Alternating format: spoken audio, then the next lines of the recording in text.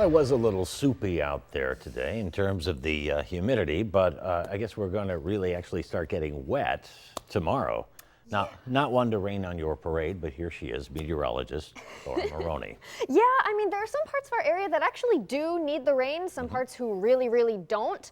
But it does look like we're going to get quite a bit. So let's kind of just get to that right away. So that is why we do have that weather impact alert for all day tomorrow for that potential heavy rainfall, which could lead to some minor to moderate flooding. There is even the chance for some isolated severe weather. And I do say isolated because it's really just this area in orange right here to the southwest of our region where that potential for some damaging gusty winds are possible. The far greater weather threat is that flooding. Our entire area is in that slight risk where we could see some flooding on roadways, especially those areas that have already been so inundated with rain just this past month. Of course, right now things are pretty quiet on the radar. We're definitely seeing those clouds building in. A few spotty showers have started to push into Chautauqua County, but this is part of a much larger weather system that is still well off to our south and west that will be making its way toward us later. So this is that low pressure area. It's going to make its way toward us, giving us a pretty damp day tomorrow, but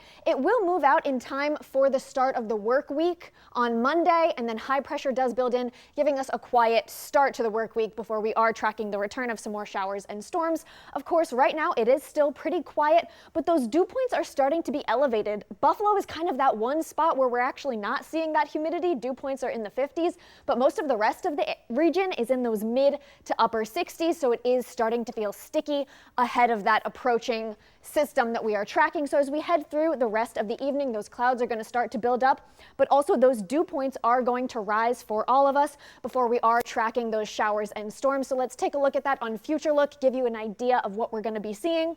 So right now, most of us are pretty quiet, but as we head into the later portion of the night, we're going to start to see some spotty light showers, nothing too strong right now until we get into the early hours of tomorrow morning. That's when we could start to see some of that heavy rain moving through, but it's going to be kind of isolated, not everywhere. We are going to be in the clouds all day, but not always in the rain.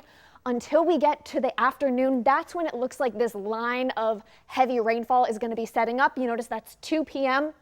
And then I advance the clock to 7 p.m. That heavy rainfall hasn't moved that much. It looks like those areas, especially to our west, like in Niagara, Erie, Chautauqua, and parts of Cattaraugus County, are expecting to see the greatest rain totals because that's where that heaviest rain is going to be set up for the longest.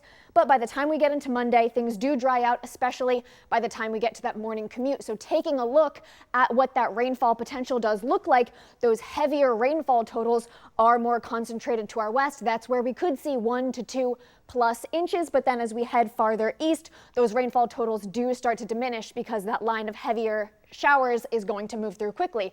Now, I just want to briefly highlight what our rain has looked like for the month of July. Today is August 1st.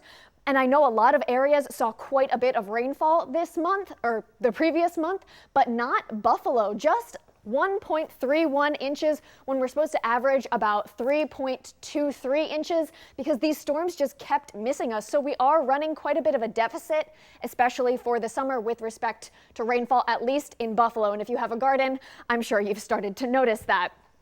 Along with those showers and storms, obviously that's going to rise our humidity for tomorrow, but then it's going to drop down as we head into the start of next week before it does pick up. It's also going to knock down our temperatures, so we're not going to be seeing those 80s that we saw today, more like the 70s, and we'll hold on to that into Monday before those temperatures do rise as well into the middle of the week. But that's when we're going to be a little bit unsettled. You notice Wednesday, Thursday, and Friday, even into Saturday. So the latter half of next week does look kind of in and out of those shower and storm chances. Obviously, we're tracking that heavy rainfall and storm potential for tomorrow.